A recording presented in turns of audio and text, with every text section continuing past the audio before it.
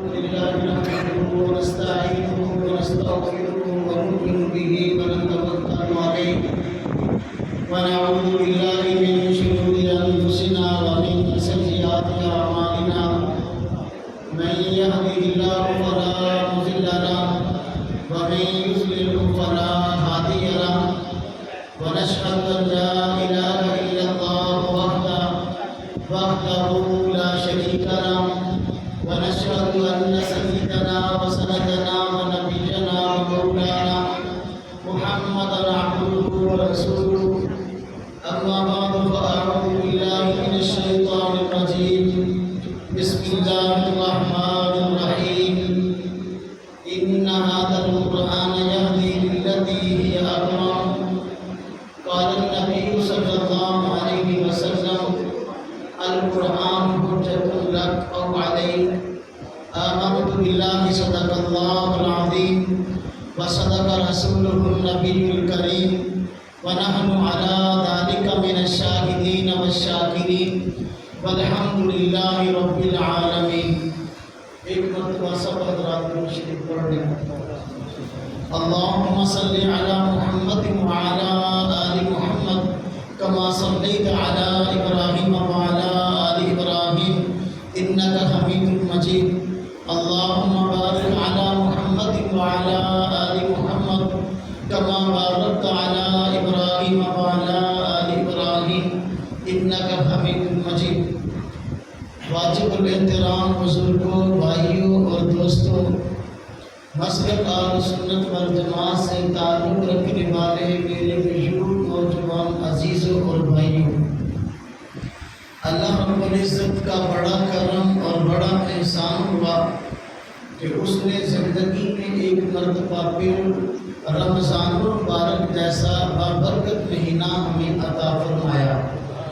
اور مزید کرم یہ ہوا کہ اللہ پاک نے اپنے اس علاقے کی اس مسجد میں باجماعت نماز تراویح ادا کرنے کی توفیق عطا فرمائی اور تراویح میں قرآن کریم سننے کی توفیق عطا فرمائی.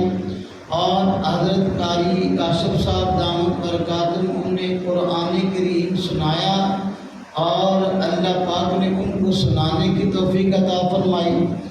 اور حضرت قاری احمد حسن صاحب دامت برکاتہ نے آپ حضرات کو رمضان المبارک کے بابرکت مہینے میں نمازیں پڑھائیں اور آپ کو پڑھنے کی توفیق ہوئی. یہ سب اللہ پاک کی طرف سے نعمت ہے اور ان تمام نعمتوں پر شکر ادا کرنے کی ضرورت ہے. چونکہ آج ہماری یہ مجلس، ہمارا یہ دینی پروگرام قرآن کریم کے اختتام اور تکمیل کے موقع پر منعقد ہوا ہے، اس لیے آپ حضرات کی خدمت میں میں قرآن کریم کی صداقت کے حوالے سے کچھ باتیں عرض کروں. ہم سب کا یہ عقیدہ اور نظریہ ہے کہ اللہ رب العزت نے حضرت آدم علیہ السلام سے لے کر میرے اور پیارے ہم سب کے آقا حضرت محمد مصطفیٰ صلی اللہ علیہ وسلم سمیت جتنے انبیاء علیہ السلام اس دنیا میں بھیجے، سارے کے سارے نبی اور رسول اپنی جگہ سچے تھے اور ان پر اترنے والی مقدس کتابیں اور صحیفے اپنی جگہ سچے ہیں. ہمارے یہ ایمان کا حصہ ہے کہ جس طرح ہم حضرت موسیٰ علیہ السلام کو سچا نبی مانتے ہیں، ان پر اترنے والی کتاب تورات کو سچا مانتے ہیں، حضرت داؤد علیہ السلام کو سچا نبی مانتے ہیں تو ان پر اترنے والی کتاب زبور کو سچی کتاب مانتے ہیں، سیدنا عیسیٰ علیہ السلام کو سچا نبی مانتے ہیں تو ان پر اترنے والی کتاب انجیل کو سچا مانتے ہیں. اسی طرح حضور نبی پاک صلی اللہ علیہ وسلم کو سچا نبی اور رسول مانتے اور جانتے ہیں. آپ پر اترنے والی کتاب قرآن کریم کو سچی کتاب جانتے اور مانتے ہیں. لیکن میرے بھائیوں، اس معاشرے میں ہم زندگی گزار رہے ہیں، یہ فتنوں کا دور ہے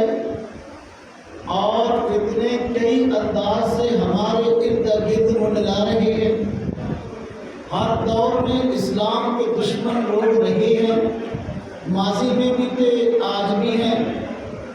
جب حضور نبی پاک صلی اللہ علیہ وسلم نے اعلان نبوت فرمایا، آپ پر قرآن کریم کا نزول شروع ہوا، تو جو لوگ مسلمان نہ ہوئے، کافر تھے، اسلام اور حضور کے مخالف تھے، انہوں نے حضور کو بھی جھٹلایا اور آپ کے خلاف پروپیگنڈے کیے، قرآن کریم کو بھی جھٹلایا اور قرآن کریم کے خلاف بھی سازشیں کی۔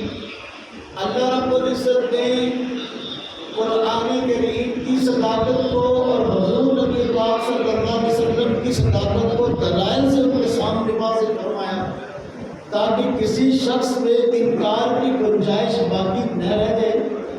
جس طرح لوگ پہلے اسلام کے مخالف تھے اور قرآن کے مخالف تھے، آج کے دور میں بھی لوگ اسلام کے مخالف اور قرآن کے مخالف ہیں۔ ہمارا کام چونکہ نظریاتی ہے اور نظریاتی گفتگو کرتے ہیں، میں آج تکمیل قرآن کے موقع پر اس بابرکت موقع سے فائدہ اٹھاتے ہوئے قرآن کریم کی صداقت کے حوالے سے آپ حضرات کی خدمت میں چند اصولی باتیں ذکر کروں گا، تاکہ مستقبل میں اپنے ایمان کو بچانا آسان ہو جائے۔ ہمارا حضور نبی پاک صلی اللہ علیہ وسلم کی ذات اقدس پر بھی ایمان پکا ہو جائے، قرآن کریم پر بھی ایمان پکا ہو جائے۔ تو میں نے آپ حضرات کی خدمت میں یہ بات عرض کی ہے، قرآن کریم کی صداقت کے حوالے سے آپ حضرات کی خدمت میں چند باتیں عرض کروں گا۔ قرآن کریم کی صداقت کے کئی پہلو ہیں۔ نمبر 1، قرآن کریم الفاظ کے لحاظ سے بے مثال کلام ہے اور رب تعالیٰ کا کلام ہے، وہی ہے کہ بندوں کے نام اللہ پاک کا پیغام ہے، جس پر عمل کرنے سے ہی ہماری زندگی قیمتی بن سکتی ہے اور ہم دوزخ کے عذاب سے بچ سکتے ہیں۔ ہم دوزخ کے عذاب سے بچ سکتے ہیں۔ تو میرے بھائیوں، قرآن کریم کا جب نزول شروع ہوا تو قرآن کریم کی مخالفت شروع ہو گئی۔ مشرکین مکہ نے یہ نعرہ لگایا کہ حضور نبی پاک صلی اللہ علیہ وسلم جو قرآن جو کلام پڑھتے ہیں یہ رب تعالیٰ کا کلام نہیں ہے، بلکہ نعوذ باللہ حضرت محمد صلی اللہ علیہ وسلم اس کو خود اپنی طرف سے بنا لیتے ہیں اور پھر کہہ دیتے ہیں کہ یہ اللہ کا کلام ہے۔ یہ بہت بڑا بہتان تھا حضور کی ذات پر، بہت بڑا سازش اور پروپیگنڈا تھا قرآن کے خلاف۔ اللہ رب العزت نے قرآن کریم میں حضور نبی پاک صلی اللہ علیہ وسلم کی صداقت کو بھی بیان فرمایا اور قرآن کریم کے کلام الہی ہونے کو بھی ثابت فرمایا۔ اللہ پاک نے قرآن کریم کے مخالفین کو چیلنج کیا کہ دیکھو، اگر تم یہ بات کہتے ہو قرآن کریم اللہ کی کتاب نہیں ہے بلکہ حضور نے خود بنا لی ہے، تو تم بھی سارے کے سارے مکہ والے عربی جانتے ہو، نہ صرف عربی جانتے ہو بلکہ عربی کے ماہر ہو، اور عربی میں اتنے ماہر ہو کہ اپنے مخالفین کو عجم اور گونگا کہتے ہو۔ اب عربی میں تم اتنے لوگ ماہر ہو اور تم اپنے آپ کو عربی دانی میں اپنی مثال بتاتے ہو۔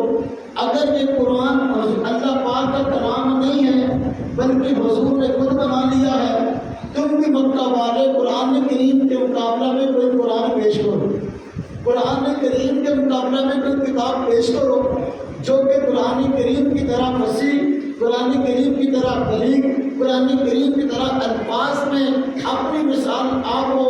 اگر واقعی اپنے دعوے میں سچے ہو تو پھر قرآن کریم کے مقابلے میں کتاب پیش کرو، اس طرح کی بنا۔ مشرکین مکہ کو چیلنج کیا گیا۔ مشرکین مکہ آپس میں ملے، رات کو بیٹھ کے اکٹھے ہوتے تو قرآن کریم کے مقابلہ میں کتاب بنانے کی کوشش کی، لیکن باوجود کوشش کے قرآن کے مقابلہ میں کوئی کتاب پیش نہ کر سکے۔ اللہ پاک نے پہلے قرآن کریم میں فرما دیا تھا لا یاتون بمثلہ، یہ لوگ جتنی بھی کوشش کرتے ہیں قرآن کے مقابلہ میں آپ کے سامنے کوئی کتاب پیش نہیں کر سکتے، قرآن کی مثال پیش نہیں کر سکتے۔ قرآن کریم ایک ایسا کلام ہے جو اپنی مثال آپ ہے، قرآن کریم جیسا کوئی کلام بن نہیں سکتا، دنیا میں کوئی انسان بنا نہیں سکتا۔ تو ساری زندگی لگے رہے اور قرآن کریم کے مقابلہ میں کوئی کتاب پیش نہ کر سکے۔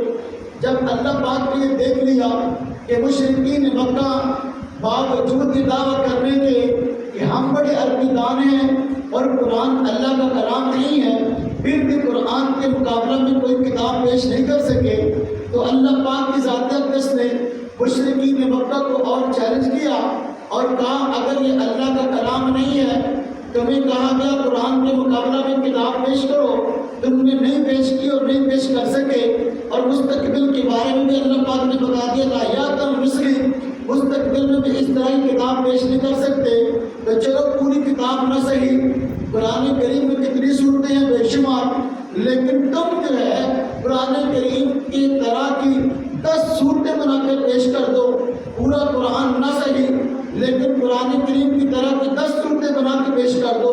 اللہ پاک نے فرمایا فاتوا بعشر سور مصری، کہ دیکھو قرآن پاک کیسی 10 صورتیں بنا کے پیش کرو۔ اب مشرکین مکہ بڑے شرمندہ ہوئے کہ دیکھو ہم تو زبان سے کہتے ہیں قرآن اللہ کا کلام نہیں ہے، بلکہ حضور اس کو خود بنا لیتے ہیں، پہلے ہمیں قرآن پاک ایسی کتاب بنانے کی پیشکش ہوئی تو ہم نہ بنا سکے، اب اللہ پاک کی ذات اقدس نے ہمیں صرف 10 صورتیں بنانے کو کہا ہے، سارے عرب والے مل کر کیوں ہم 10 صورتیں نہیں بنا سکتے؟ رات کو پھر اکٹھے ہوتے اور مدرسے لگتی، لیکن باوجود کوشش کے 10 صورتیں پھر بھی نہ بنا سکے۔ اللہ پاک نے ان کو مزید ذلیل کرنے کے لیے اور مزید ان کو جھوٹا ثابت کرنے کے لیے، قرآن کی صداقت کو ثابت کرنے کے لیے مشرکین مکہ کو چیلنج کیا کہ تم قرآن کریم جیسی 10 صورتیں بھی نہ بنا سکے، اب ہم تمہیں کہتے ہیں قرآن کریم جیسی صرف ایک صورت بنا کے دکھا دو۔ اللہ پاک فرماتے ہیں وَإِن كُنتُمْ فِي رَيْبٍ مِّمَّا نَزَّلْنَا عَلَىٰ عَبْدِنَا، اگر تم کو شک ہے اس قرآن کے بارے میں جو ہم نے اپنے بندے حضرت محمد صلی اللہ علیہ وسلم پہ اتارا، اگر تمہیں اس کلام کے بارے میں قرآن کے بارے میں شک ہے کہ یہ اللہ کا کلام نہیں ہے، فَأْتُوا بِسُورَةٍ مِّن مِّثْلِهِ، کہ پھر اس جیسی ایک صورت بنا کے پیش کر دو۔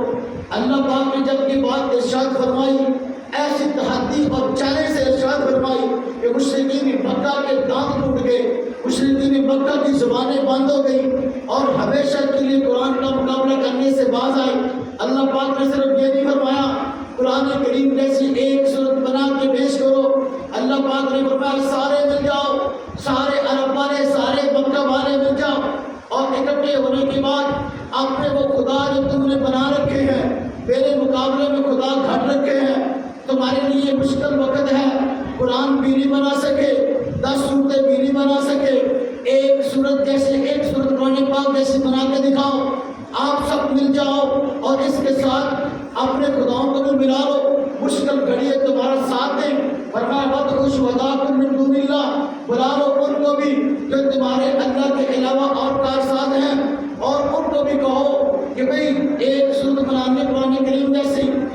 اب دیکھو کتنا بڑا چیلنج تھا، لیکن اللہ پاک نے خود ہی پیش گوئی فرما دی کہ دیکھو بھائی قرآن کریم جیسی ایک صورت بنانے کا مطالبہ ہے، سارے عرب والوں سے سارے مل کر ایک صورت بنا کے پیش کریں، اپنے جھوٹے خداؤں کو بھی ساتھ ملا لیں، لیکن آگے پیش گوئی فرما دی وَإِن لَّمْ تَفْعَلُوا، اگر تم ایسا نہ کر سکو، وہ فرمایا وَلَن تَفْعَلُوا، اور تم ہرگز کبھی مستقبل میں ایسا کر سکتے ہی نہیں کہ قرآن کریم جیسی ایک صورت بنا کے پیش کرو، قرآن کریم جیسی ایک صورت تم پیش نہیں کر سکتے، فرمایا وَإِن لَّمْ تَفْعَلُوا وَلَن تَفْعَلُوا فَاتَّقُوا النَّارَ الَّتِي وَقُودُهَا النَّاسُ وَالْحِجَارَةُ، اگر تم ایسا نہ کر سکو اور مستقبل میں تم ایسا نہیں کر سکتے تو پھر اس آگ سے ڈرو جس کا ایندھن انسان اور پتھر ہوں گے، جو انسان قرآن کے مخالف دوزخ میں جائیں گے وہ پتھر اور مورتیاں جن کو خدا سمجھ کر پوجتے ہو دوزخ میں جائیں گی۔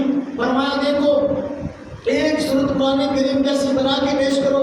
اب مشرکین مکہ بڑے شرمندہ ہوئے، بڑے ڈھیٹ ہوئے، اور اللہ پاک کے اس چیلنج کے مقابلہ میں قرآن پاک کی صداقت کو اس طرح اللہ پاک نے ظاہر فرمایا، ایک صورت بنانے کا مطالبہ کیا گیا۔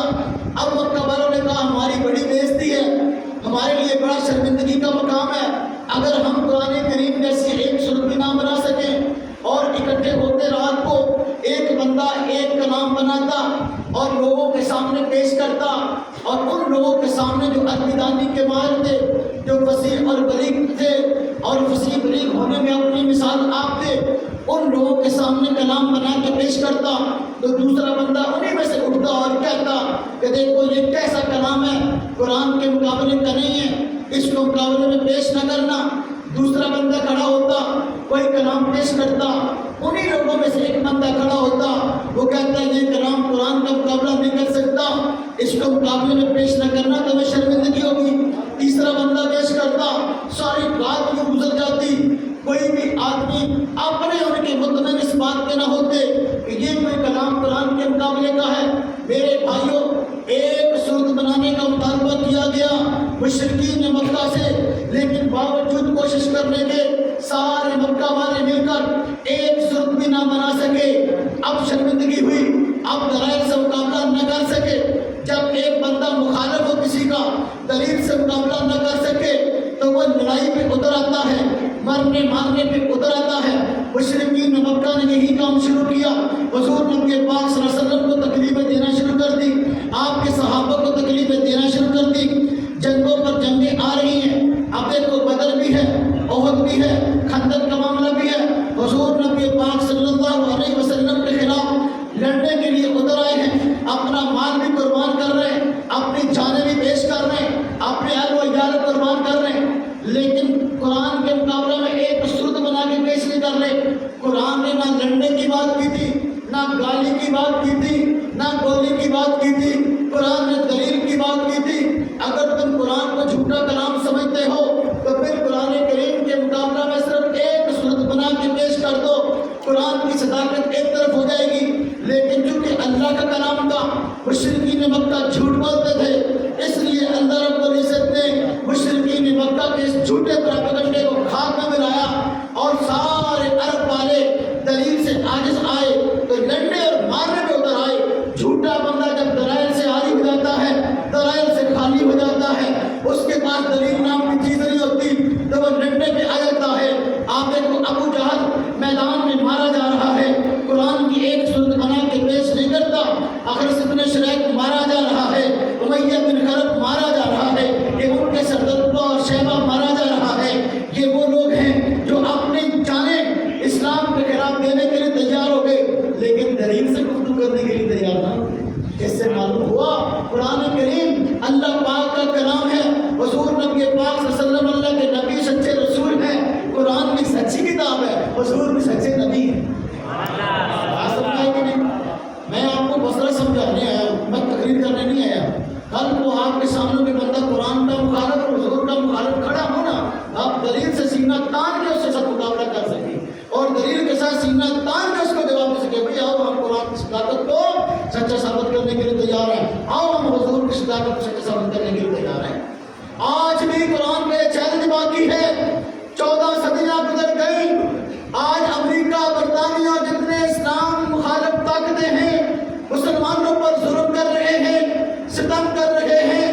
دیکھو کشمیر میں ظلم ہے، برما میں ظلم ہے، فلسطین میں ظلم ہے۔ یہ کیوں ہے مسلمانوں پر ظلم؟ اس لیے کہ یہ مسلمان ہیں، اس لیے کہ یہ ایمان والے ہیں، ہمارے پیغمبر کو جھوٹا کہتے ہیں، ہماری کتاب کو جھوٹا کہتے ہیں۔ ہم کہتے ہیں 1400 سال گزر گئے، اگر یہ چیلنج مشرکین مکہ کو تھا، اے مخالفوں یہودیوں اور عیسائیوں اور ہندوؤں، آج یہ چیلنج تمہیں بھی ہے۔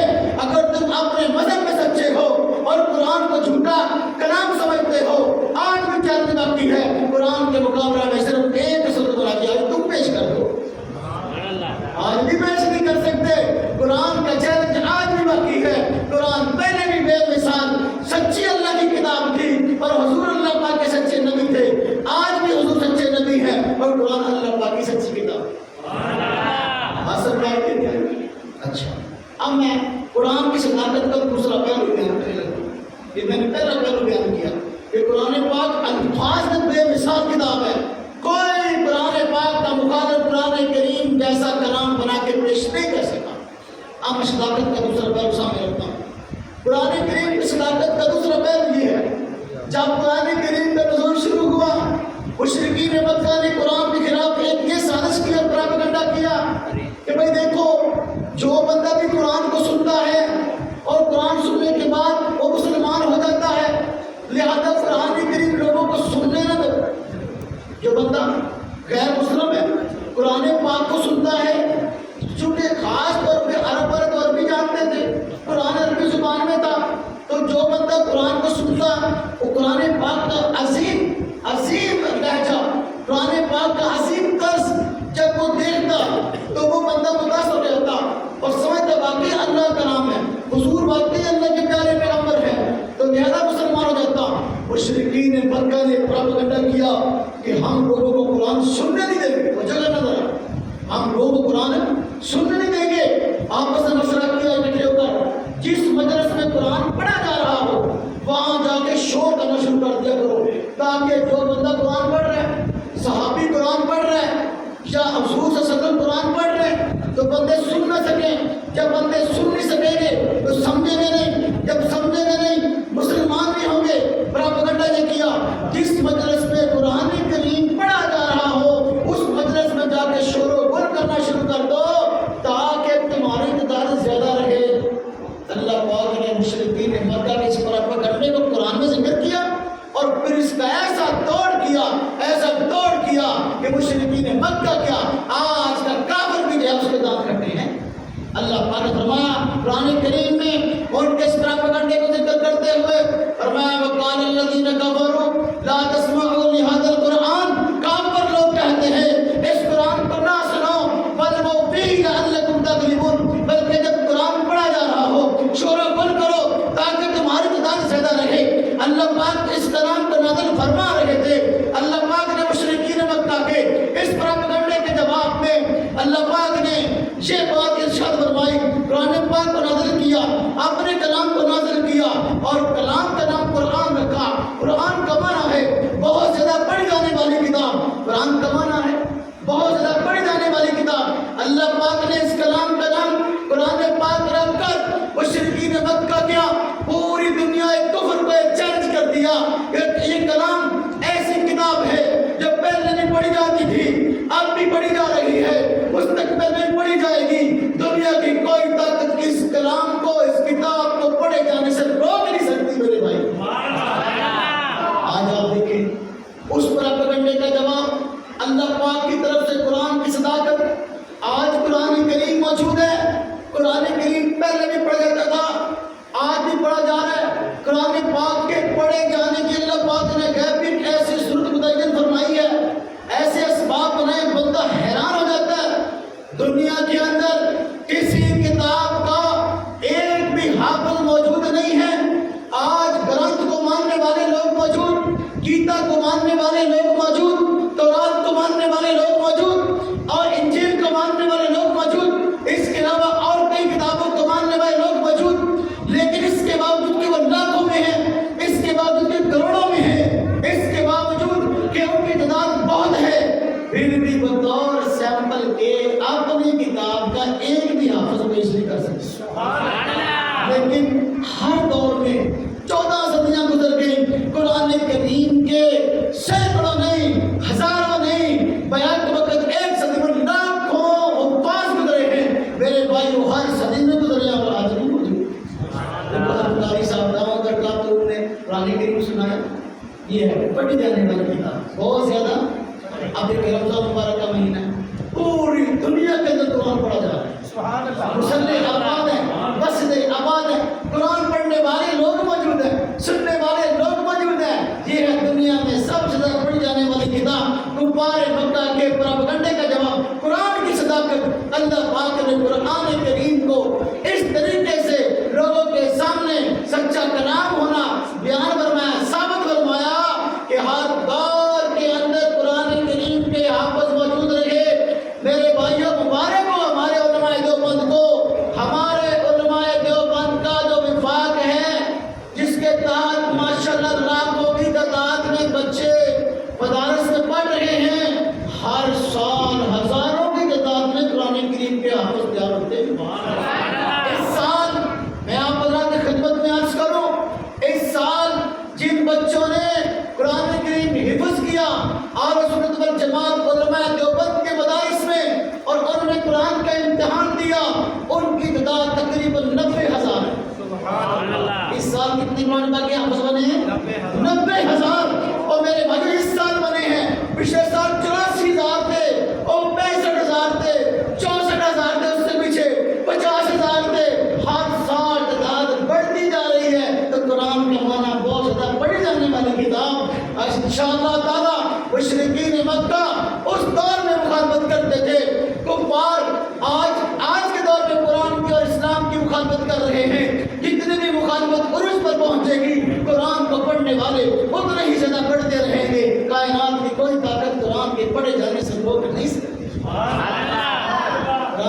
ثابت ہوا کہ اللہ پاک کی سچی کتاب ہے۔ اگر یہ سچی کتاب نہ ہوتی تو اللہ پاک نے اس کا نام قرآن رکھا، اس کے پڑھنے والے ماضی میں موجود ہوتے، آج کوئی موجود ہی نہ ہوتا۔ آج جو لوگ پڑھ رہے ہیں ہر سال مدارس میں قرآن پاک پڑھنے والوں کی تعداد بڑھ رہی ہے ماشاءاللہ، کبھی کبھی کچھ مدد سے الحمدللہ جنت یہ قرآن کی صداقت ہے۔ قرآن کی صداقت کا تیسرا پہلو، قرآن کی صداقت کا تیسرا پہلو، قرآن سچی کتاب ہے، حضور سچے نبی، میرے بھائی دلائل سے کچھ سیکھیں اور اپنے ایمان کو مضبوط کیا کریں تاکہ کوئی قرآن کا مخالف، اسلام کا مخالف آپ کے سامنے آئے، آپ سینہ تان کے مقابلہ کر سکتے ہیں۔ ہم حضور کا دفاع کرنے کے لیے کھڑے ہیں میدان میں، اور ہم جو ہے اسلام کا دفاع کرنے کے لیے کھڑے ہیں میدان میں، ہم قرآن کا دفاع کرنے کے لیے کھڑے ہیں میدان میں۔ اور میدان کے اندر اللہ رب العزت نے قرآن کریم کی صداقت کو ایک اور انداز میں بیان کروایا۔ توجہ کرنا، یہ قرآن کریم ہر لحاظ سے عظیم جامع کتاب ہے۔ قرآن کریم کی صداقت کا ایک پہلو یہ ہے، اللہ رب العزت نے بعض خبریں ہمیں ایسی بتلائی ہیں ماضی کے بارے میں، باوجود اس کے کہ واقعہ ماضی میں ہوا ہے، لیکن پھر بھی وہ تحقیق جو قرآن نے پیش کی ہے وہ تحقیق آج کے کفار پیش نہ کر سکے جن کے دور میں وہ واقعات پیش آئے ہیں۔ قرآن کریم عظیم کتاب ہے، ماضی کی بات بھی کرتا ہے، مستقبل کی بات بھی کرتا ہے۔ قرآن کریم کے اندر ماضی کے واقعات بیان ہوئے ہیں، حضرت موسیٰ کا واقعہ، حضرت عیسیٰ کا واقعہ، حضرت داؤد کا واقعہ، حضرت سلیمان کا واقعہ، حضرت ادریس علیہ السلام کا واقعہ۔ قرآن کریم کے اندر واقعات جگہ جگہ بیان ہوئے ہیں۔ میں تفصیل میں نہیں جانا چاہتا، اگر قرآن کریم سچی کتاب نہ ہوتی، حضور نبی پاک صلی اللہ علیہ وسلم سچے پیغمبر نہ ہوتے، تو ماضی کے واقعات کو من ان جو ہے وہ اچھے طریقے سے، جامع انداز سے، سچے انداز سے قرآن کریم میں بیان نہ کیا جاتا۔ اس سے ثابت ہوا حضور سچے نبی ہیں اور قرآن بھی سچی کتاب۔ اب میں اس حوالے سے ایک بات عرض کرتا ہوں، آپ بھی حیران ہیں، حضرت موسیٰ علیہ السلام کو ماننے والے آج یہودی موجود ہیں، اور نام اور پوچھا کر لیتے ہیں، مانتے نہیں ہیں۔ قرآن کریم میں اللہ پاک نے یہودیوں کی عادات بیان کی ہے، جس طرح نے حضرت موسیٰ علیہ السلام کو زندگی پریشان کیے رکھا، عجیب لوگ تھے، آج موسیٰ علیہ السلام سے محبت کا نام لے کر قرآن کی مخالفت کرتے ہیں، اسلام کی مخالفت کرتے ہیں۔ میرے بھائیوں، قرآن کریم کے اندر حضرت موسیٰ علیہ السلام کا واقعہ موجود ہے۔ قرآن کہتا ہے موسیٰ علیہ السلام کامیاب ہوئے، ان کے ماننے والے کامیاب ہوئے، لیکن موسیٰ علیہ السلام کے مخالفین سارے کے سارے تباہ و برباد ہوئے۔ فرعون بھی تباہ و برباد ہوا، اس کے ماننے والے بھی تباہ و برباد ہوئے۔ یہ بات قرآن بھی کرتی ہے، یہ بات کہ آج قرآن بھی کرتا ہے، لیکن قرآن نے تورات سے بڑھ کر کیسی بات کی ہے جس نے یہودیوں کے دانت کھٹے کر دیے۔ قرآن کریم کا سچا کلام ہونا ثابت ہو گیا۔ اللہ پاک نے قرآن کریم کے اندر حضرت موسیٰ علیہ السلام کا واقعہ بیان کیا ہے۔ فرمایا جب موسیٰ علیہ السلام اپنے ماننے والوں کے ساتھ ہجرت کر کے نکلے ہیں علاقہ سے، آگے دریا آ گیا ہے، پانی آ گیا ہے، اللہ پاک نے موسیٰ علیہ السلام کو فرمایا ہے آپ عصا مبارک یہاں ڈالے، عصا مبارک یہاں مارے۔ اللہ پاک نے رستے بنا دیے ہیں، چونکہ 12 قبیلے تھے، 12 رستے بن گئے۔ حضرت موسیٰ علیہ السلام بنی اسرائیل سارے کے سارے خیر و عافیت سے دریا کو عبور کر لیتے ہیں، لیکن فرعون واپس پیچھے تعاقب کرتا ہوا آ رہا ہے۔ لیکن جب وہ دیکھتا ہے دریا میں رستے بنے ہیں، وہ گزر گئے ہیں، میں بھی جا سکتا ہوں، میں بھی گزر سکتا ہوں، میں بھی دریا کو پار کر سکتا ہوں۔ جب وہ دریا کو پار کرنے کے لیے دریا میں اترتا ہے، اس کی فوج اترتی ہے، اللہ پاک نے ان سب کو وہاں پر غرق کر دیا، فرعون کو بھی غرق کر دیا اور اس کے ماننے والوں کو بھی غرق کر دیا۔ اللہ پر فرمایا وَحَاقَ بِآلِ فِرْعَوْنَ سُوءُ الْعَذَابِ، آدھی گھیر دیا آلِ فرعون کو برے عذاب نے۔ اب وہ غرق ہوئے ہیں۔ یہ بات قرآن بھی کرتی ہے اور یہ بات قرآن بھی کرتا ہے، لیکن قرآن نے انوکھی بات دیکھی ہے۔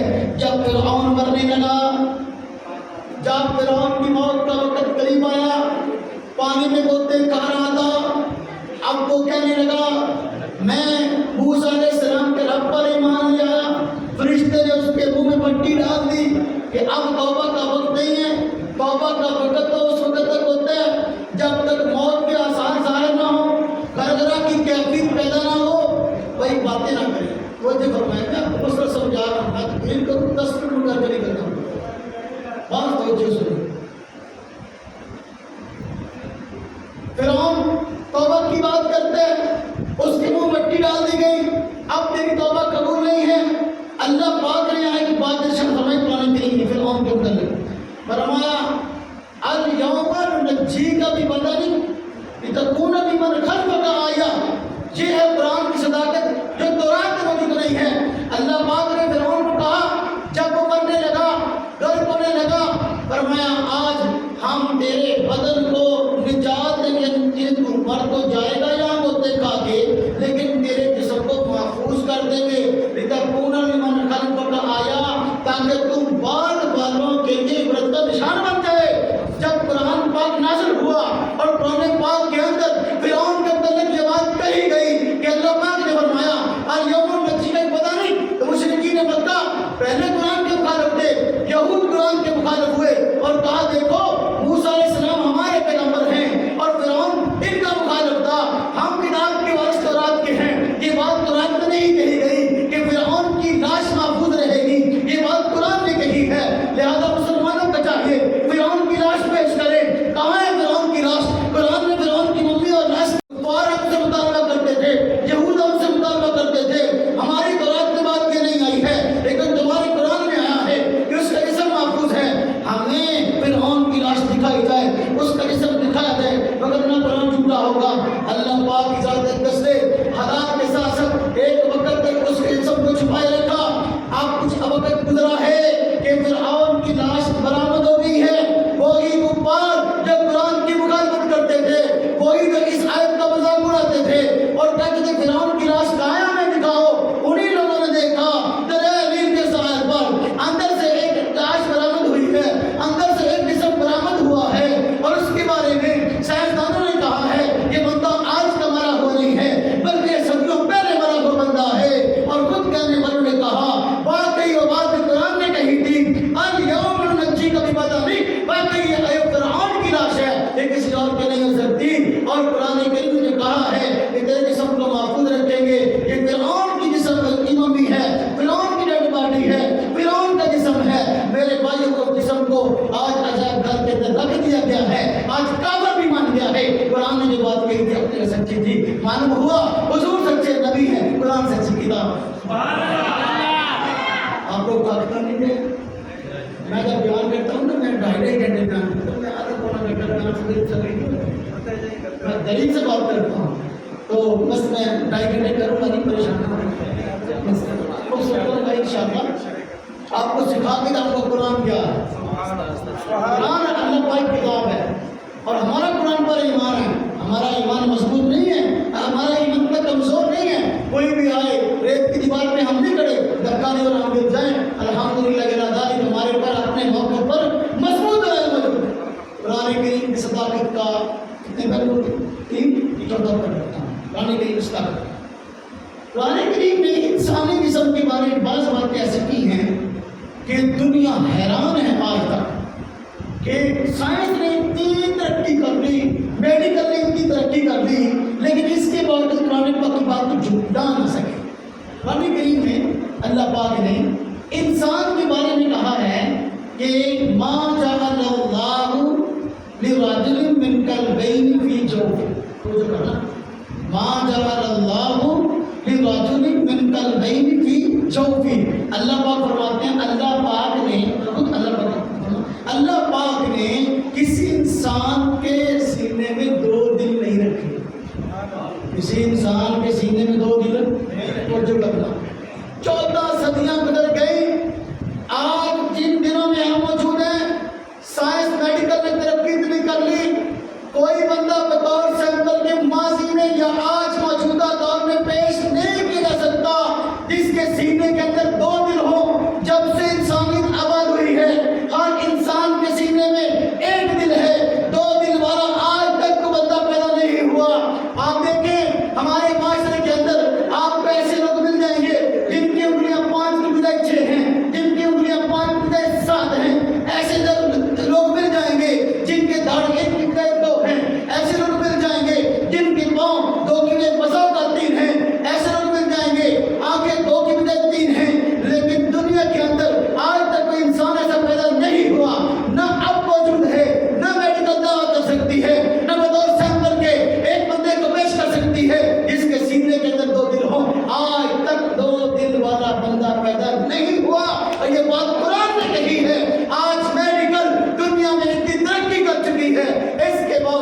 کلمہ پاک کی اس بات کو نہیں جھٹلا سکتے کہ قرآن نے کہا ہے ما جعل اللہ رجل من قلبین فی جوفہ، کسی انسان کے سینے میں اللہ پاک نے دو دل نہیں رکھے کہ ہم نے دو دل والا بندہ پیش کر دیا. آج تک بطور شم کر کے کفار ایک بندہ بھی پیش نہیں کر سکے. اس سے ثابت ہوا قرآن سچی کتاب ہے، رسول سچے نبی. اور بات سمجھ میں آنے کی نہیں. قرآن کریم صداقت کا 5واں پہلو، بڑے پہلو، صداقت کا 5واں پہلو. اللہ پاک نے قرآن کریم میں فرمایا ہے مستقبل کی پیشگوئی بیان کر بات میں مختصر کر دیں، ورنہ میں تو بہت لمبا ذکر بنا کے آتا ہوں. تو قرآن کریم کی صداقت کا ایک پہلو یہ ہے اللہ پاک نے قرآن کریم میں مستقبل کی پیشگوئی بیان کرنا کہ مستقبل میں ایسا ضرور ہونے والا ہے اور جیسا فرمایا تھا ایسا ہی ہوا ہے. لیکن اگر قرآن سچی کتاب نہ ہو تو مستقبل کے بارے میں کہہ دیا کہ ایسا ہوگا، اگر سچی کتاب نہ ہوگی تو اس طرح نہ ہوتا. میں اور مثال کے چند ایک واقعہ قرآن کریم سے بات بیان کرتا ہوں. صداقت کے 5واں پہلو میں قرآن پاک مستقبل کی پیشگوئی کا ذکر کرتا ہے. مستقبل میں ایسا ہوگا اور وقت گزرنے کے ساتھ ویسا ہی ہوا ہے. یہ قرآن کی سچی کتاب ہونے کی دلیل ہے، حضور کی سچا نبی ہونے کی دلیل ہے. اب دیکھیے جب مشرکین مکہ کو حج کرنے سے روک دیا گیا فتح مکہ سے پہلے، مشرکین مکہ کو روک دیا گیا اور سیدنا ابوبکر صدیق رضی اللہ تعالیٰ عنہ کو حضور نبی پاک صلی اللہ علیہ وسلم نے حج کا امین بنا کے بھیجا. مکہ فتح ہوا تو اعلان کر دیا گیا کہ آئندہ کوئی مشرک حج کے لیے نہ آئے.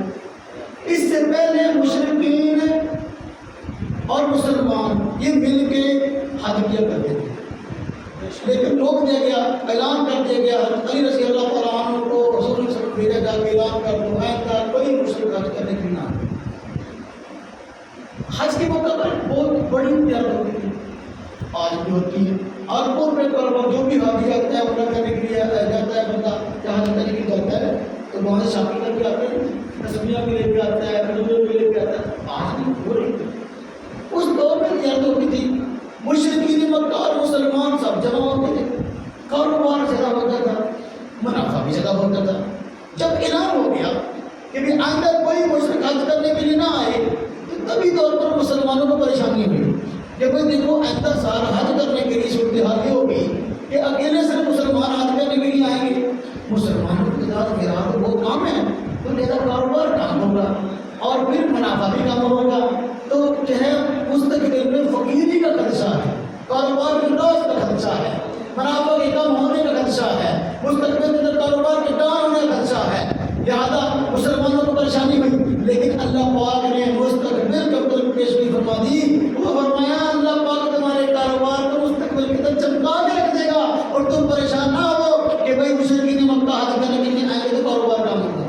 اللہ فرماتے ہیں وَإِنْ خِفْتُمْ عَيْلَةً فَسَوْفَ يُغْنِيكُمُ اللَّهُ مِنْ فَضْلِهِ، اگر تم کو ڈر ہے محتاجی اور فقیری کا، اللہ پاک اپنے فضل سے تمہیں مالدار کر دے گا.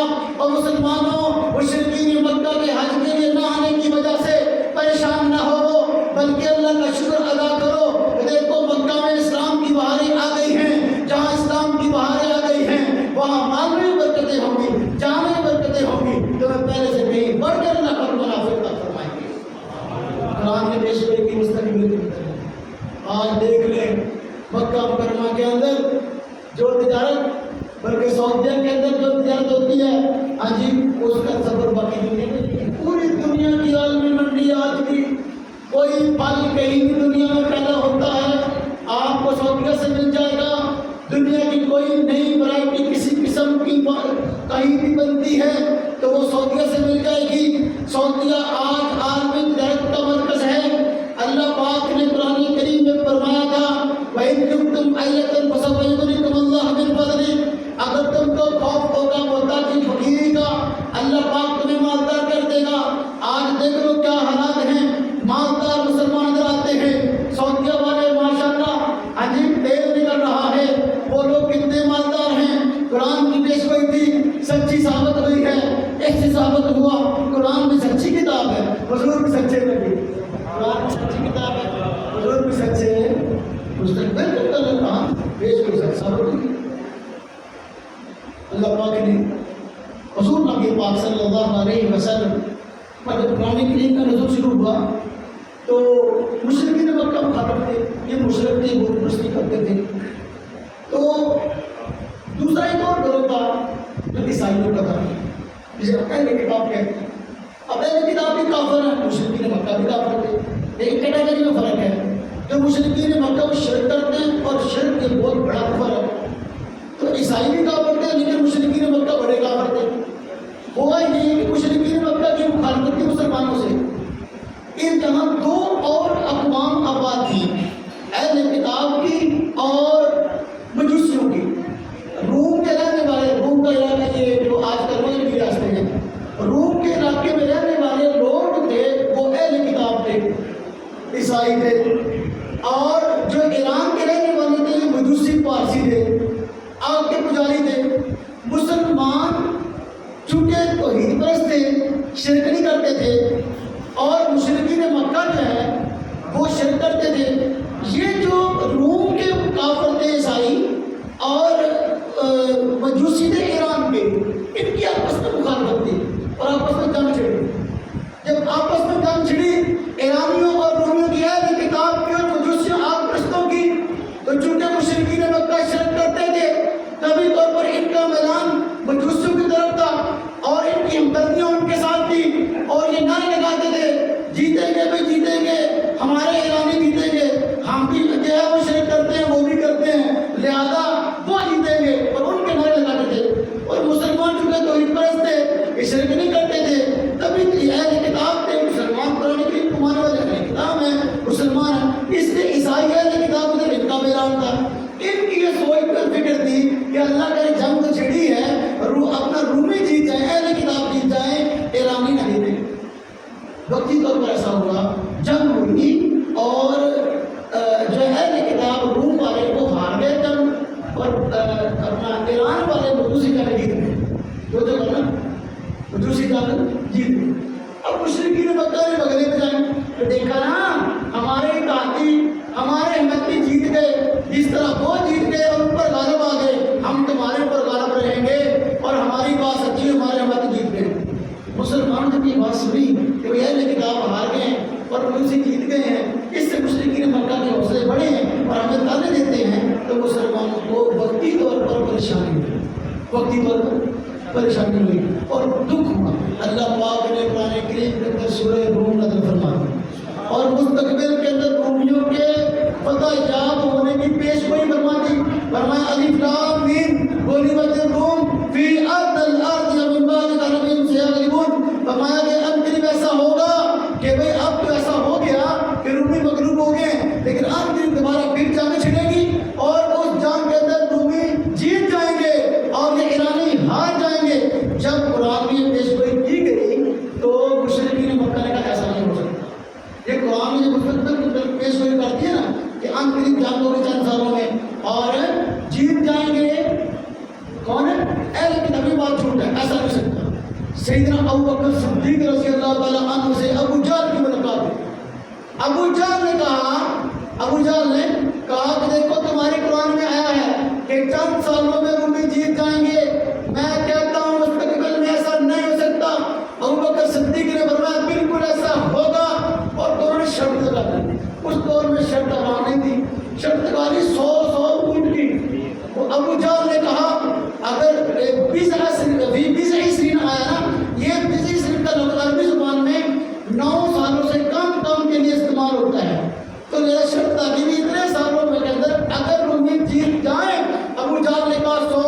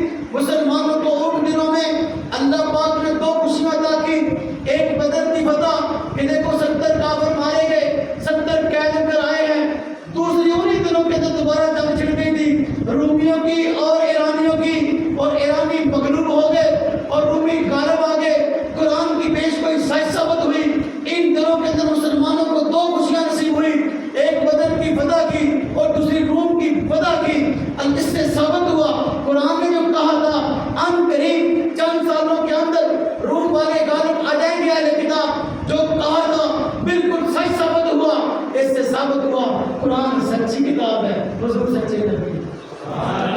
اگر قرآن سچی کتاب نہ ہوتی جو پیش گوئی مستقبل کے اندر کہی گئی تھی وہ جھوٹی ثابت ہوتی اور رومیوں کو فتح نہ ہوتی۔ میرے بھائیوں توجہ کرنا ذرا، اب میں ایک تمہید باندھی، آگے میں آپ کو مسئلہ سمجھانے لگا ہوں عقیدے کا، اگر توجہ کرو گے ساری زندگی آپ کو کوئی بندہ جو حضور کا منکر ہے، جو ختم نبوت کا منکر ہے، کبھی آپ کو گمراہ نہیں کر سکتا۔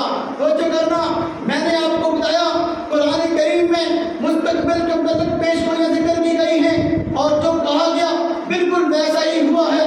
مستقبل کے اندر سچ ثابت ہوا سب کچھ، یہ قرآن کی صداقت کی دلیل ہے اور قرآن کے اللہ کلام ہونے کی دلیل ہے۔ میرے بھائیوں وقت کے پیغمبر پر جو وحی اترتی ہے مستقبل کے متعلق پیش گوئی کی جائے، اگر پیغمبر سچا ہے اور سچا مدعی نبوت ہے، اللہ پاک اس کی پیش گوئیوں کو پورا فرماتے ہیں۔ قرآن کی پیش گوئیاں پوری ہوئی ہیں، حضور نبی پاک صلی اللہ علیہ وسلم سچے نبی تھے، آپ نے پیش گوئیاں فرمائی ہیں، سچ ثابت ہوئی ہیں۔ آپ نے فرمایا قرب قیامت سے پہلے بے حیائی عام ہو جائے گی، آج بے حیائی عام ہے کہ نہیں؟ آپ نے پیش گوئی فرمائی قرب قیامت اولاد والدین کی نافرمان ہوگی، کیا ایسا ہے کہ نہیں؟ آپ نے فرمایا مستقبل سے متعلق بڑی پیش گوئیاں حضور صلی اللہ علیہ وسلم نے بیان فرمائی، جب خندق کا موقع تھا، جنگ ہو رہی تھی، یعنی چاروں طرف سے مدینہ طیبہ کا محاصرہ کیا ادھر کفار نے، ان دنوں کے اندر مسلمان اپنے دفاع کے لیے خندقیں کھود رہے تھے۔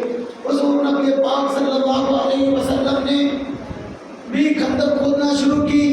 اب خندق کھود رہے تھے، ایک پتھر ایسا آیا، ایک چٹان ایسی آئی ٹوٹ نہیں رہی تھی۔ صحابہ کرام نے حضور سے شکایت کیا کر اور عرض کیا یا رسول اللہ صلی اللہ علیہ وسلم یہ چٹان باوجود کہ ہماری کوششیں ٹوٹ نہیں رہی، آپ تشریف لے گئے، آپ نے ضرب ماری، کدال ماری تو وہ پاش ہو گئی چٹان جو ہے، اس کے اندر سے چنگاریاں نکلی۔ حضور نبی پاک صلی اللہ علیہ وسلم نے اس وقت جس وقت کے سارے عرب والے قبیلے اکٹھے ہو کر مدینہ طیبہ کے گرد جمع تھے، ہزاروں کی تعداد میں مسلمان اپنے جان کے دفاع کے لیے خندقیں کھود رہے تھے۔ اس مشکل گھڑی کے اندر مستقبل کی پیشگوئی فرمائی چٹان ٹوٹی ہے، اس کے اندر چنگاریاں نکلی ہیں، میں نے کیسر و کسرا کے محلات کو دیکھا ہے، میں تمہیں پیشگوئی سناتا ہوں، ان قریب تم کیسر و کسرا کو فتح کر لو گے، وہاں پر اسلام کا پرچم لہرائے گا۔ جب حضور نے پیشگوئی فرمائی خندق کے موقع پر منافقین نے مذاق اڑایا اور کہا دیکھو اس شخص کو دیکھو، نبوت کی بات کرتا ہے، اپنی جان کے دفاع کے لیے آج خندق کھود رہے ہیں، لیکن دیکھو کہ بات کرتے ہیں کیسر و کسرا کو فتح کرنے کی، یہ کیسے ہو سکتا ہے، یہ جھوٹ ہے، یہ بات کبھی سچ ثابت نہ ہوگی۔ حضور نے اس دور میں اس وقت کے اندر جب جان کی بازی تھی، جب جان کی پریشانی لگی ہوئی تھی، آپ نے فرمایا ان قریب کیسر و کسرا کو فتح کرو گی، اور کیسر و کسرا فتح ہوئی کہ ہوئی؟ یہ حضور کے سچا نبی ہونے کی دلیل ہے، حضور کے سچا نبی ہونے کی دلیل ہے، پیش گوئی فرمائی اور سچ ثابت ہوئی۔ حضور نبی پاک صلی اللہ علیہ وسلم نے جب ہجرت کی ہے، مشرکین مکہ نے آپ کا انعام مقرر کر دیا کہ بھائی بڑا بھاری انعام کر کیا، جو حضور کو گرفتار کر کے لائے گا، اطلاع دے گا، اس کو بڑا بھاری انعام ملے گا۔ لالچ کے اندر آ کر کئی لوگوں نے حضور نبی پاک صلی اللہ علیہ وسلم کا سراغ لگانے کی تعاقب کرنے کی کوشش کی، ان میں ایک سراقہ بن مالک بھی تھے، وہ سراقہ بن مالک مسلمان نہیں تھے، سراقہ بن مالک حضور نبی پاک صلی اللہ علیہ وسلم کے تعاقب میں نکلے، آخرکار آپ کو جا ملے۔ اب سراقہ مسلمان نہیں تھے، حضور نبی پاک صلی اللہ علیہ وسلم سیدنا صدیق اکبر کے ساتھ اور ایک اور شخص کے ساتھ سفر پہ روانہ تھے۔ سراقہ نے دیکھ لیا کہ حضور موجود ہیں، اب وہ تو لالچ میں آئے تھے کہ میں وہاں اطلاع دوں گا تو مجھے انعام ملے گا۔ اب اپنے اس گندے نظریے اور گندی سوچ میں کہ حضور صلی اللہ علیہ وسلم کو متعلق اطلاع دیں گے، گرفتار کر کے پیش کر کے انعام ملے گا، آگے بڑھے اس بری سوچ کو لے کر، لیکن جب حضور کے قریب ہونے لگے تو سواری اور خود سنگیز زمین میں دھنس گئے۔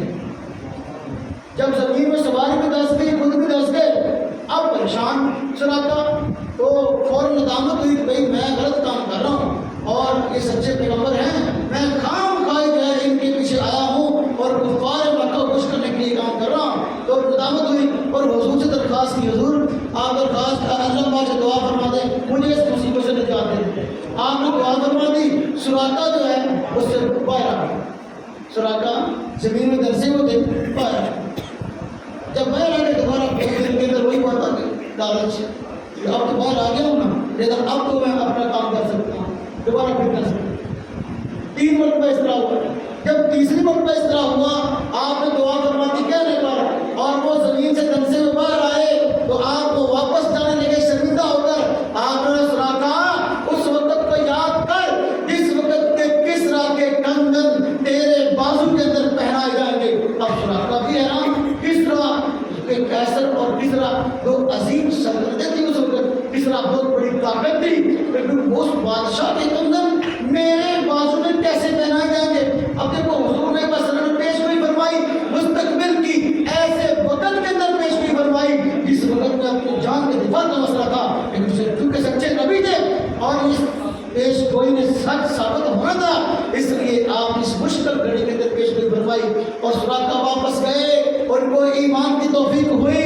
حضور نبی پاک صلی اللہ علیہ وسلم کے انتقال کے بعد جب کسریٰ کی ریاست فتح ہوئی اور کسریٰ کے اپنا محلات کے سارے سونے جواہرات جہاں لائے گئے، مسجد نبوی کے اندر مال غنیمت کے ڈھیر لگ گئے۔ مسجد نبوی میں جب مال غنیمت کے ڈھیر لگے تو اس وقت مال غنیمت کے اندر سے کسریٰ کے وہ کنگن بھی پائے گئے جو کہ اس نے پہنے ہوئے تھے۔ چونکہ کسریٰ ہلاک ہوا، کسریٰ تباہ ہوا، اب اس کے اپنا یہ موجود ہے کنگن۔ صحابہ کرام نے جب اس کنگنوں کو دیکھا، صحابہ کرام کو حضور کی پیش گوئی یاد آ گئی۔ یہ پیش گوئی آپ نے سراقہ بن مالک کو متعلق فرمائی تھی، کس طرح کے کنگن مجھے پہنائے جائیں گے۔ صحابہ کرام نے کہا کہ دیکھو کہاں ہے کسریٰ، کہاں ہے سراقہ۔ سراقہ کو ڈھونڈا گیا، سراقہ بہت بوڑھے ہو چکے تھے اور آنکھیں بھی جو ہے نا وہ بالکل یہ آنکھوں اوپر والا حصہ بالکل گر چکا تھا، اوپر ڈھیلا ہونے کی وجہ سے، زیادہ عمر کی وجہ سے بہت بوڑھے ہو چکے تھے۔ آپ کو ڈھونڈا گیا، آپ کو لایا گیا۔ صحابہ کرام نے کس طرح کے کنگن جب سراقہ کے بازو میں پہنائے، فرمایا یہ حضور کی پیش گوئی تھی کہ کس طرح کے کنگن تیرے بازو میں پہنائے جائیں گے۔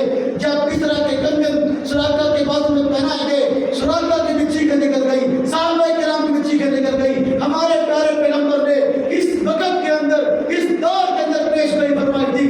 اس دور میں اپنی ذات کے دفاع کے لیے مدینہ طیبہ کا سفر کر رہے تھے، بس آج اس پیش گوئی کے پورا ہونے کے اسباب نہیں تھے، لیکن چونکہ سچے پیغمبر تھے مستقبل کی پیش گوئی کی ہے۔ سچا پیغمبر مستقبل کی پیش گوئی کرے، اللہ پاک اس کی لاج رکھتے ہیں، اللہ پاک اس بات کو پورا فرماتے ہیں۔ حضور نبی پاک سے سچے پیغمبر تھے، اس لیے اللہ پاک نے آپ کی لاج رکھی اور پیش گوئی کو پورا فرمایا اور سراقہ کو انہیں پہنایا۔ آپ توجہ کرنا ذرا، میں نے بڑی تمہید ماننے کا مسئلہ سمجھانے دیا۔ جو سچا مدعی نبوت ہوتا ہے اس پر اترنے والی وحی میں اگر پیش گوئیاں مستقبل کی موجود ہو تو وہ سچ ثابت ہوتی ہیں۔ اگر سچا پیغمبر ہو مستقبل کی پیش گوئی کی بات کرے، اللہ پاک اس کی لاج رکھتے ہوئے پیش گوئی کو پورا سچ ثابت کرتے ہیں۔ آج بہت سارے منکرین ختم نبوت موجود ہیں اور ان کو ماننے والے موجود ہیں۔ مرزا غلام احمد قادیانی کے ماننے والے آج ہمارے معاشرے میں موجود ہیں۔ مرزا غلام احمد قادیانی جھوٹا نبی ہے، جھوٹا مدعی نبوت ہے، اس کے ماننے والے بھی جھوٹے ہیں۔ مرزا قادیانی بھی جھوٹا ہے۔ مرزا قادیانی نے خود مستقبل کے متعلق پیش گوئیاں کی تھی۔ ہم کہتے ہیں یہ عالمی معیار ہے۔ اللہ پاک سچے مدعی نبوت کی پیش گوئیوں کو سچ ثابت کرتے ہیں۔ حضور کی پیش گوئیاں سچ ثابت ہوئی ہیں، قرآن کی پیش گوئیاں سچ ثابت ہوئی ہیں۔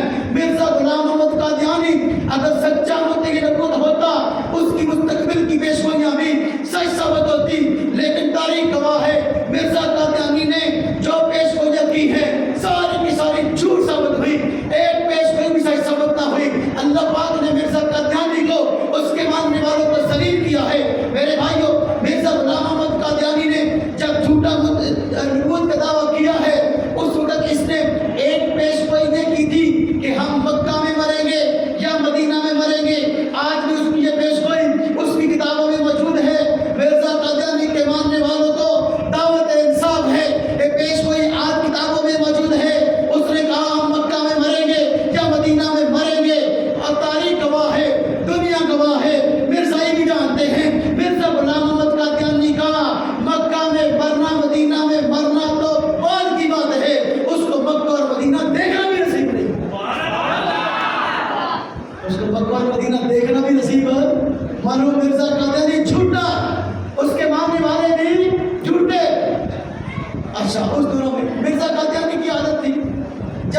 کام ہوتا ہوا دیکھتا نا اور حالات اس کے تھوڑے سے موافق نظر آتے تو فوراً پیش گوئی کر دیتا تھا مستقبل میں ایسا ہوگا.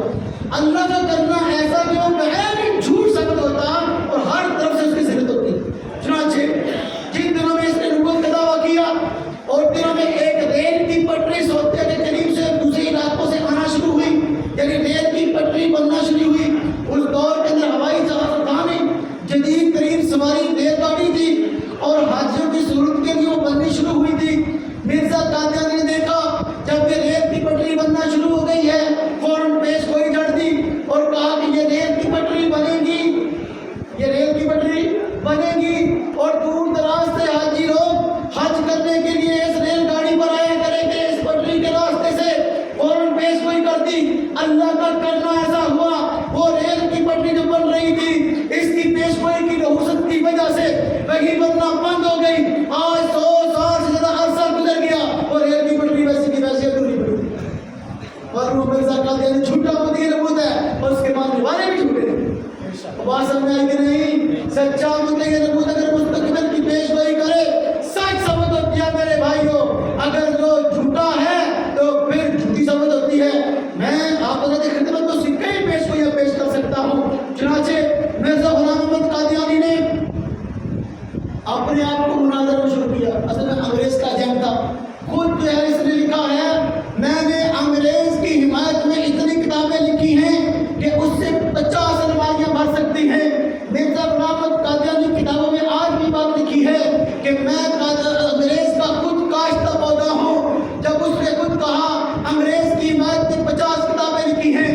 مسلمان انگریز کے خلاف آزادی کی جنگ لڑ رہے تھے اور یہ انگریز کی حمایت کر رہا تھا اور کہہ رہا تھا انگریز کے خلاف لڑنا حرام ہے. مسلمان اپنی جانیں دے رہے تھے آزادی کی تحریک میں اور یہ غدار جو ہے انگریز کا ایجنٹ اس کے کہنے میں کھڑا ہوا تھا, اس لیے انگریز کے حق میں فتوے دے رہا تھا. اسی دور میں انگریز نے اس کو مناظر مشہور کروایا اور اس کو عالم مشہور کروایا.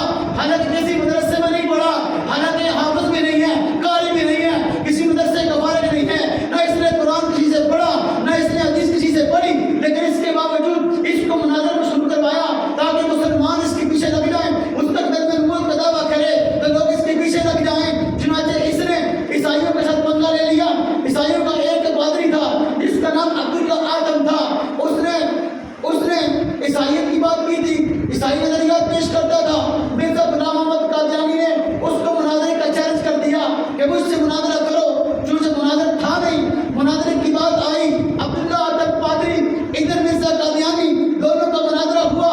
مرزا قادیانی مناظرہ ہار گیا اور ہارنے کے نتیجے کے اندر مرزا قادیانی کے خاندان اور ماننے والوں مریدوں میں کئی لوگ قادیانی ہو گئے. اب دیکھو اس نے کیا کیا, اپنی ذلت کو چھپانے کے لیے پیش گوئی کر دی اور کہا ان قریب ایسا ہوگا. ایک گورنمنٹ سال کی بات کی, ایک سال کے بعد جو ہے عبداللہ آدم مر جائے گا. اب عیسائیوں نے اس پیش گوئی کو نوٹ کر لیا کہ دیکھو 1 سال کی بات کی ہے, 1 سال کے اندر عبداللہ آدم مرے گا. اب اگر ہمارا عبداللہ آدم نہ مرا ہم مرزا قادیانی کی قد منائیں گے. چنانچہ اس لوگ انتظار کرتے رہے. جب 1 سال ہونے کو آیا, آخری دن تھا, سال کا آخری دن, اگلے دن سال ختم ہونے کے بعد دوسرا سال شروع ہونا تھا. جس دن آخری دن تھا وہ مرزا قادیانی کی تعجب کی, مرزا قادیانی کے دکھ کی, مرزا قادیانی کی پریشانی کی انتہا نہ تھی. مرزا قادیانی کبھی چنے پڑتا, کبھی کوئی اور وظیفے کرتا, کبھی اور طریقہ ٹوڑے کر رہا تھا. ساری رات روتے چیختے چلاتے ہوئے گزر گئی. ہائے اللہ میری ذلت, مجھے بچا دے, آج رات عبداللہ آدم مر جائے. لیکن ہوا یہ, سال گزر گیا, آخری دن بھی گزر گیا, عبداللہ آدم نہ مرا. عیسائیوں نے اگلے دن امرتسر شہر کے اندر جلوس نکالا اور اس کو عبداللہ آدم پادری کو ہاتھی پر بٹھایا اور جلوس نکالا. مرزا قادیانی کا پتلا بنایا اور پتلا بنا کے اس کو جلایا, اس ڈنڈوں سے مارا اور اس کو پکارا کیا اور کہا دیکھو مرزا قادیانی تیری ایسی قد بنائیں گے تجھے سارے جھوٹے الہام بھول جائیں گے. آپ دیکھو مستقبل کی پیش گوئی کی اس نے کہا 1 سال کے بعد عبداللہ آدم مر جائے گا, لیکن عبداللہ آدم نہ مرا. معلوم ہوا مرزا قادیانی جھوٹا مدعی نبوت ہے, اس کے ماننے والے بھی جھوٹے ہیں. ان کو چاہیے توبہ کر کے حضور نبی پاک صلی اللہ علیہ وسلم کے دامن تک سے مرزا قادیانی کی ایک نام محمود بہن تھی جس کا نام محمدی بیٹا.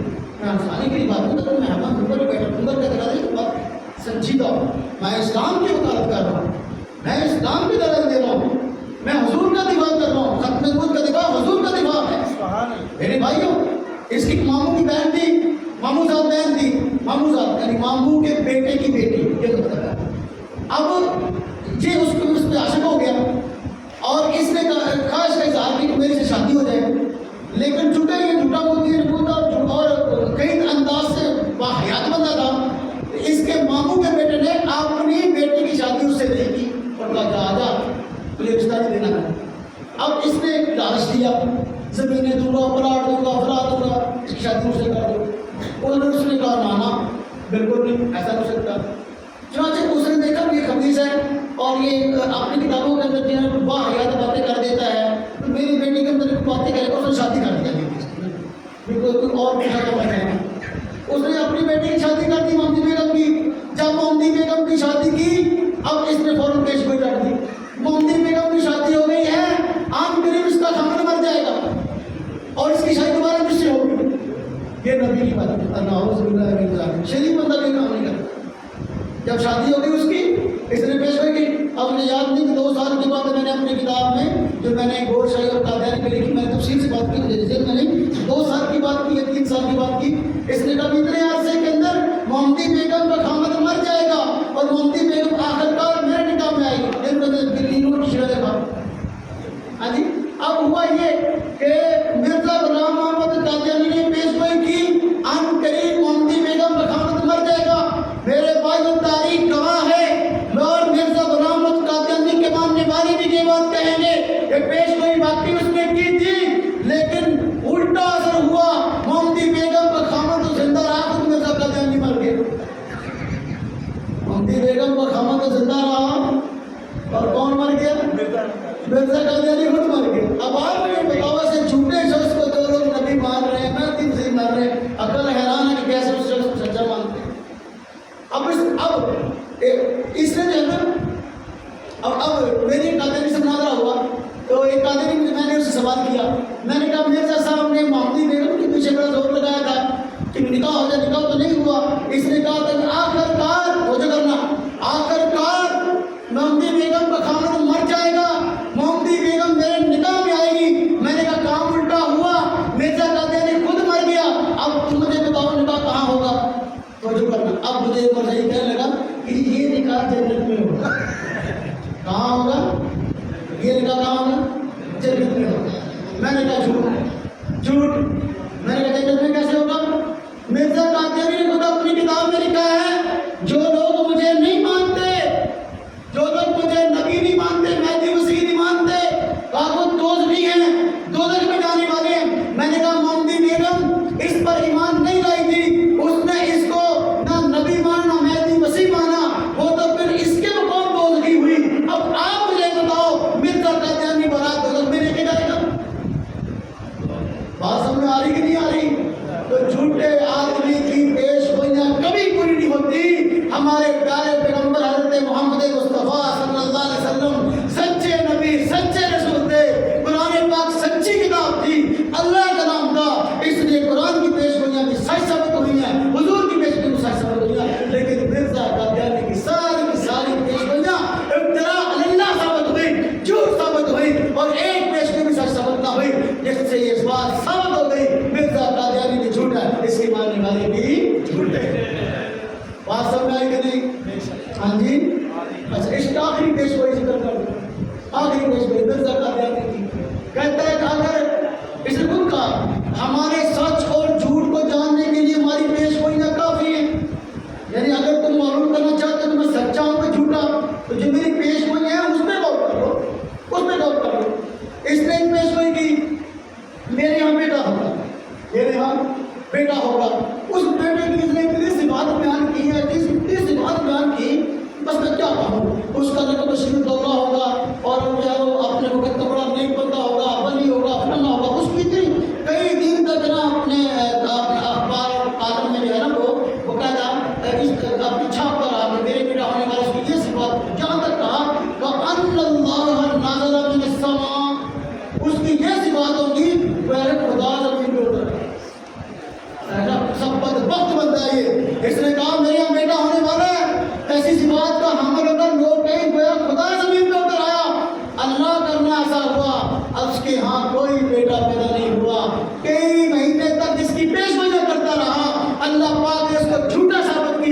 اللہ پاک سے مقابلہ کر رہا تھا کہ بیٹا پیدا ہوگا، کان اللہ نظر من السماء، وہ خدا شریف میں اتر آیا۔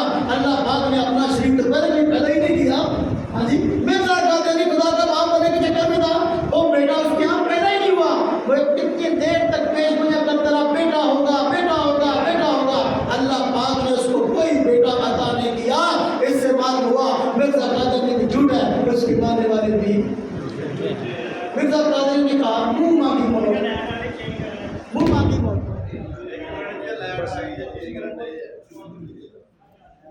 بس صرف بیان مرزا قادیانی بھی جھوٹا اور اس کے ماننے والے بھی جھوٹے۔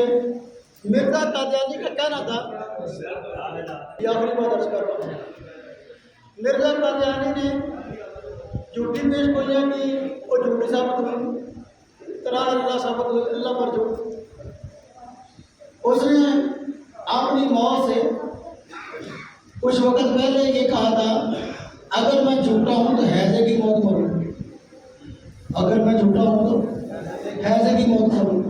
مرزا قادیانی کے بیٹوں نے خود اس کی زبان حیات میں بات لکھی کہ مرزا قادیانی مرا تو حیضے کی موت نہیں مرا۔ جب مرا تو کیا تھا اس کو؟ حیضہ تھا۔ منہ سے بھی گلاس بار آ رہی تھی اور نیچے سے بھی گلاس بار آ رہی تھی، اور یہ اس کی اپنی منہ مانگی موت تھی، اگر میں جھوٹا ہوں تو میں حیضے کی موت مروں۔ اور باقی اس کے بیٹوں نے لکھا کہ جب یہ مرا تھا تو اس وقت اس کو حیضے کا مرض لگا ہوا تھا اور وہ الٹیاں پوٹیاں سب کچھ آ رہی ہیں۔ ہاں جی، اس لیے میرے بھائیوں، اللہ رب العزت کا بڑا کرم، بڑا احسان ہے کہ اللہ پاک نے ہمیں اسلام سے وابستہ کیا ہے، ہمیں حضور نبی پاک صلی اللہ علیہ وسلم کی ذات اقدس سے وابستہ کیا ہے، ہمیں قرآن سے وابستہ کیا ہے۔ اللہ پاک نے نعمتیں عطا فرمائی ہیں، ان نعمتوں کی قدر کرنے کی ضرورت ہے۔ اللہ پاک کو کچھ بات سنا گیا، عمل کی توفیق عطا فرمائے اور ہمارا قرآن پر ایمان مزید مضبوط فرمائے، اور اپنی شان اللہ پاک جو ہے ہمیں جو ہے وہ جیسے اجر کی ضرورت ہے اور دینی مدارس میں بیٹھنے پر اللہ پاک نے اس اجر کا وعدہ کر رکھا ہے، اللہ پاک کو ہمیں عطا فرمائے۔ وآخر دعوانا الحمدللہ رب العالمین۔